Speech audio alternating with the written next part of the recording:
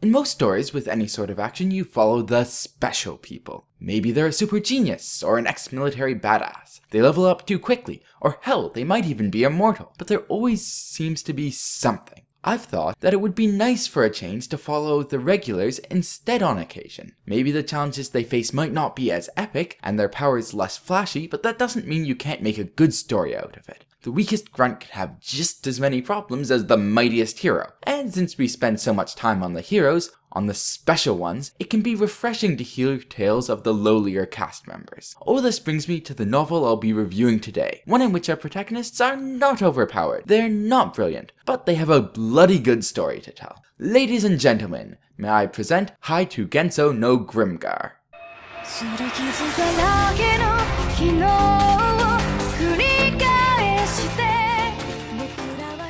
Grimgar starts with our protagonist, Haruhiro, waking up without any memories in the border town of a fantasy kingdom, Altana.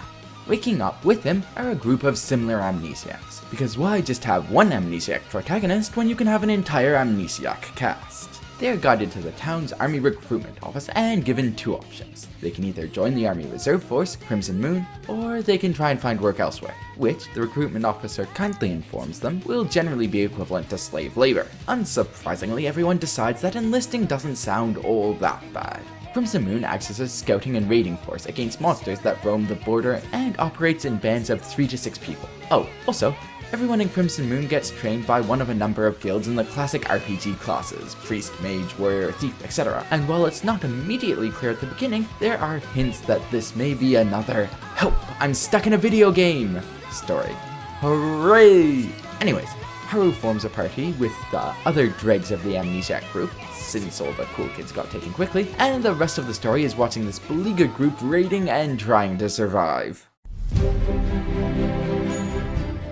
Of the characters in the story, the only ones that are particularly important are the ones in our protagonist's party. These characters are all reasonably well written, but I only have interesting things to say about 3 of them, so I'll be going through the other 4 fairly quickly. Yumi, flat-chested country hick, hunter class. Minato, smart, competent, nice guy and leader, priest class. Chihiro, quite well endowed, mage class.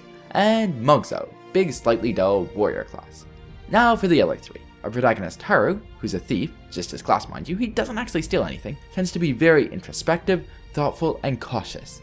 He's always trying his best at everything, but in a much quieter way than your stereotypical shonen protagonist. He has his flaws, but he does his best to cope with them, and thinks a lot about how to help out his party. I personally found him to be a very relatable and likable character. In contrast to Haru, the other 2 characters yet to be mentioned are very notable for being actively dislikable to start. Mary, a priest who joins Haru's party a bit later than the rest of the cast, is initially very cold, standoffish, and to be frank, a complete witch. Her character development is done incredibly well though, and as the series progresses she becomes much more of a sympathetic character. Ranta, the party's Dread Knight, takes things to an extreme well beyond Mary. He's incredibly obnoxious, a loudmouth that annoys not only everyone else in the party, but also the readers too. At the end of almost every chapter, you'll find a plethora of complaints about him in the comments section. However, just like Mary, he eventually gets some good work done on his character development, which completely rehabilitated him in my eyes, though possibly not for everyone.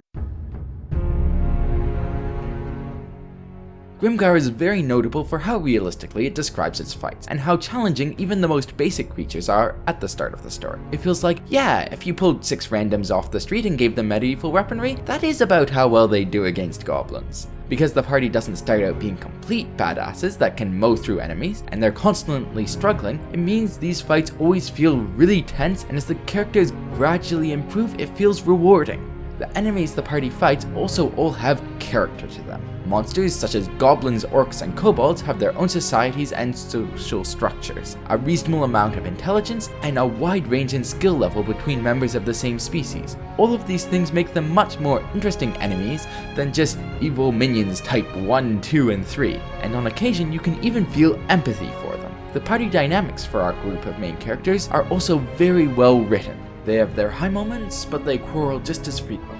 Members occasionally feel isolated, leadership is questioned, and it can be a struggle to pull everyone together. This aspect actually became the focus of the story for periods, and the character interactions during those periods are always interesting to watch.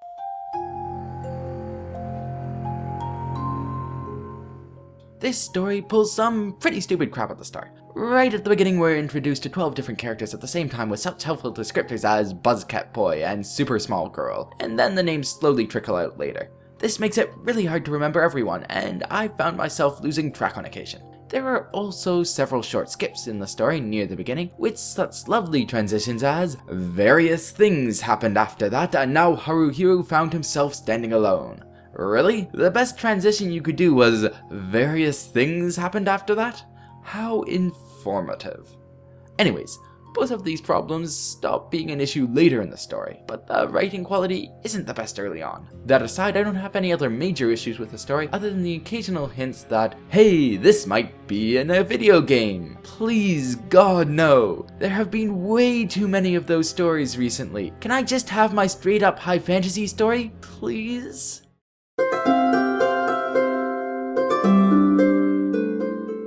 When I first started the story, it was a struggle to keep going, but it swiftly turned into something that completely absorbed me. It's not the most intricate or original story, but I like the characters in the series and I love the plot. I would highly recommend it to anyone who enjoys a good fantasy story. My only reservation is that some people may find certain characters annoying. Cough, cough, rant-a-cough. If you've already read Grimgar and are looking for something else to read, I would recommend both Kono Subarashi Sekai Nui Shufuku wo and Is It Wrong to Try to Pick Up Girls in a Dungeon. Both of them are far less serious than Grimgar and have a fair bit more ecchi, but the setting and characters are quite similar. Anyways, thanks for listening to this review. I hope you enjoyed it. Cheers!